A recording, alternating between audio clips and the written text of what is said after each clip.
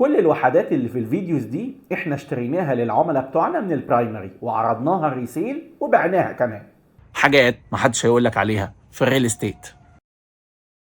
عمليات الريسيل دي تمت طبعا بفضل ربنا وبفضل التيم اللي تعب واجتهد عشان يقدر يوفر مشتري جاد لعملية الريسيل، رغم ان السوق مش في احسن حالاته والكاش عزيز.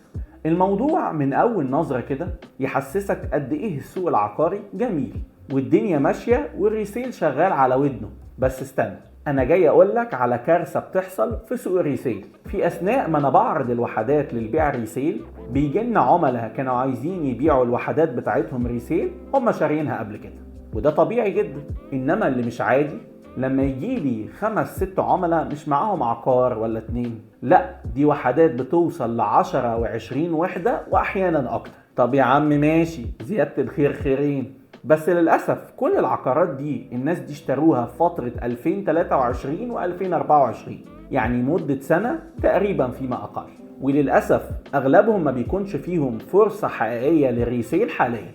المشكلة هنا من الطرفين، الطرف الأول وهو المشتري اللي اشترى بشكل عشوائي من غير ما يحسب حسابات الأقساط وإمتى هيقدر يسيل العقارات دي ومحتاج قد إيه فلوس لده، والطرف التاني هو الوسيط العقاري اللي معاه عميل بيشتري ب 300-400 مليون جنيه ومش عارف يعمل له بلان واضحة، إمتى هنبيع وهنبيع إيه وإيه الفرص اللي إحنا هنروح لها لو حبينا نسيل في فترة قليلة. الكلام ده فهمه لو مع عميل اشترى مرة وخلاص، انما اشترى مني الكمية دي من العقارات في الفترة القليلة دي ده غريب. الكل اعتمد على سياسة انتش واجري والعميل راح بلا تفكير. طب نعمل ايه يا عم مصطفى عشان ما نقعش في معضلة الريسيل دي؟ كل اللي اقدر انصحك بيه كمشتري العقارات او بتعمل محفظة عقارية انك تستعين بحد فاهم في ادارة محفظة عقارية وعارف يوجهك ويقدر يشتغل معاك ريسيل على العقارات اللي اشتراها معاك برايمري من المطور، عشان ما تروحش مع الناس اللي راحت.